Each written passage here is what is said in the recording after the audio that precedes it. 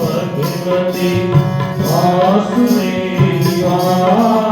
हरि ओम नमो भगवते वासुदेवाय हरि ओम नमो भगवते वासुदेवाय हरि ओम नमो भगवते वासुदेवाय हरि ओम नमो भगवते वासुदेवाय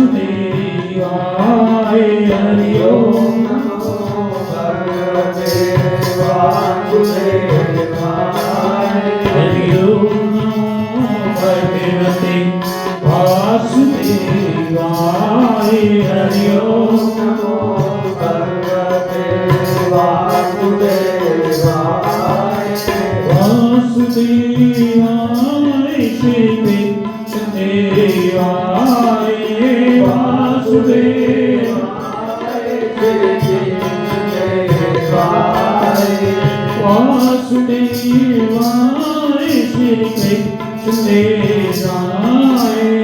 वासुदेवाय श्री कृष्णदेवाय वासुदेवाय श्री कृष्णदेवाय हरि ओम नमो भगवते वासुदेवाय हरि ओम नमो भगवते वासुदेवाय हरि ओम नमो भगवते वासुदेवाय हरि ओम नमो भगवते वासुदेवाय हरि ओम नमो भगवते वासुदेवाय हरि ओम नमो भगवते वासुदेवाय हरि ओम नमो भगवते वासुदेवाय हरि ओम नमो भगवते वासुदेवाय वासुदेवाय श्री कृष्णदेवाय वासुदेवाय श्री कृष्णदेवाय वासुदेवाय श्री कृष्णदेवाय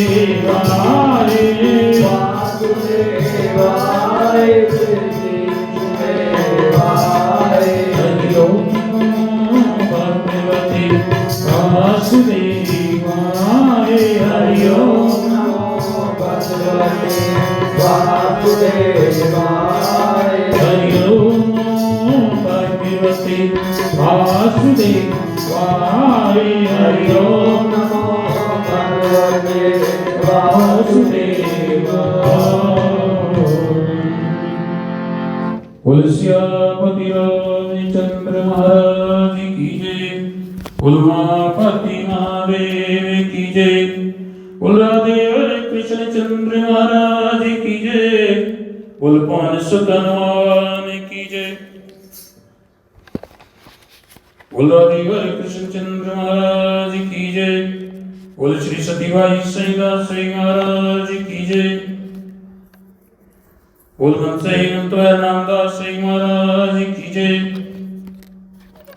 श्री कार्तिक महात्म्य की जय। श्री सतगुरुदेव भगवान की जय। साचे दरबार की जय। नारद जी कहने लगे, हे ब्राह्मण, कार्तिक मास का महात्म्य विधि पूर्वक वर्णन कीजिए। ब्रह्मा जी कहने लगे कि नारद, तुम बड़े साधु पुरुष हो, जो लोगों के हित के ही प्रश्न करते हो, सो मैं ऐसी कथा तुमसे कहता हूं जो सुनने मात्र से पापों का नाश करने वाली है। इसी प्रकार नैमिषारण्य में शौनक ऋषियों के पूछने पर सूत जी ने कहा कि ऋषियों, साधुओं को सत्संग अति पवित्र होता है और संसार के पापों के भय को दूर करता है, ज्ञानियों को मोक्ष देता है, कामना वालों को की कामना पूरी करता है, गंगा पापों को नष्ट करती है, चंद्रमा ताप को दूर करता है, कल्प वृक्ष दीनता का नाश करता है।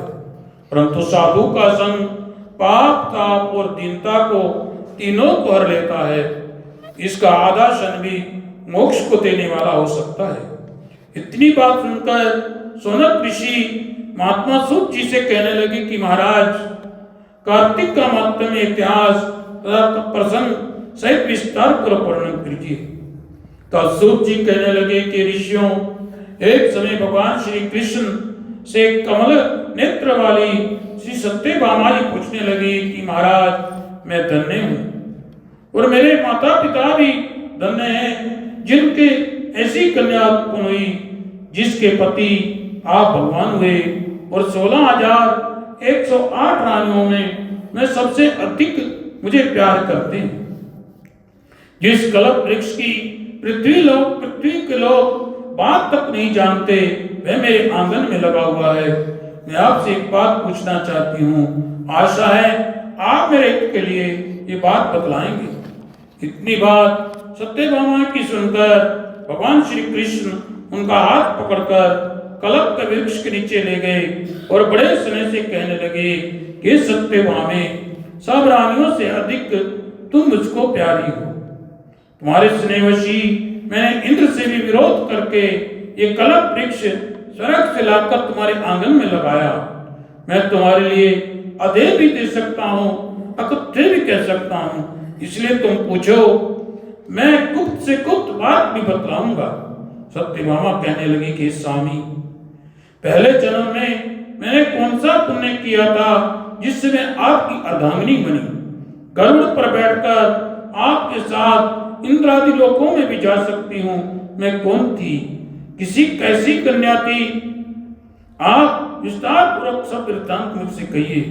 भगवान श्री कृष्ण कहने लगे कि सत्यभामा, जिस पुण्य के प्रताप से तुझे ये पद प्राप्त हुआ है, यह सब वृत्तांत विस्तार पूर्वक तुमसे कहता हूँ। तुम सावधान होकर सुनो।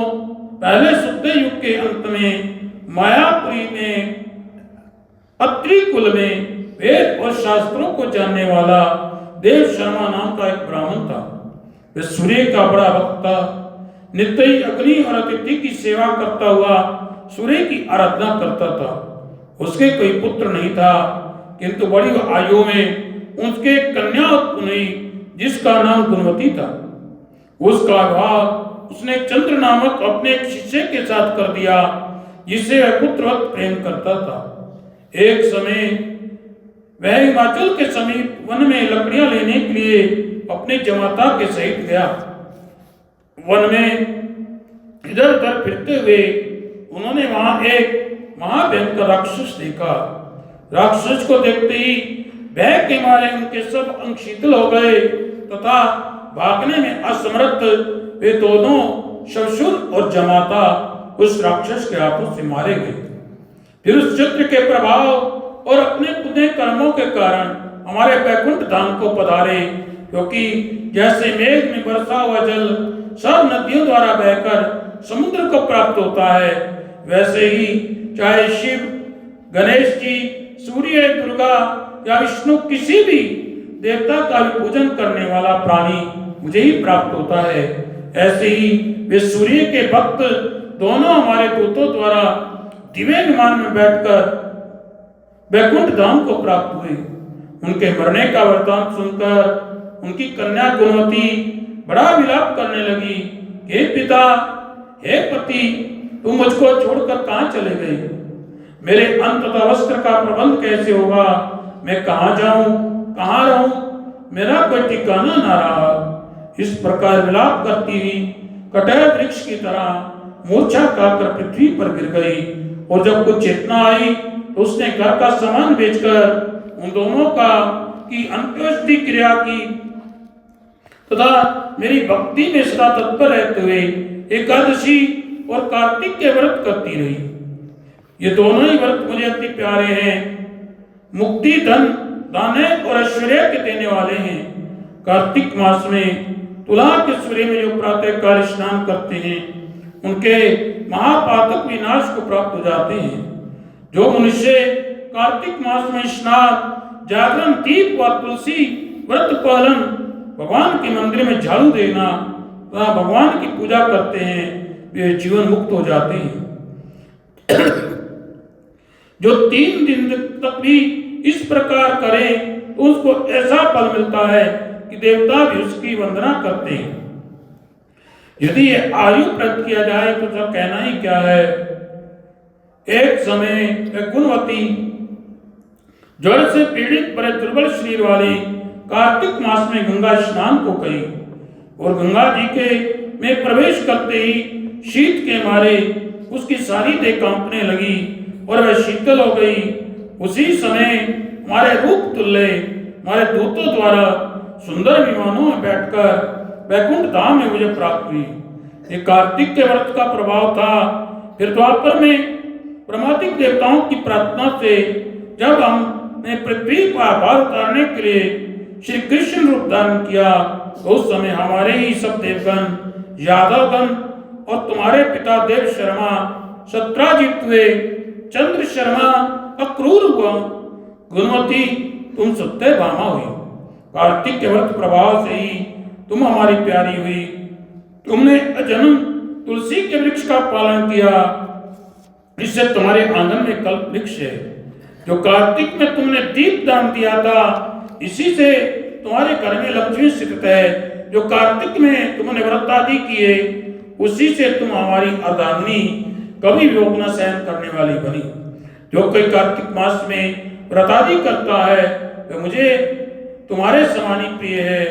और दूसरे जब तक यज्ञ दान कार्तिक मास के व्रत की 16 कला को भी नहीं पहुंच सकते।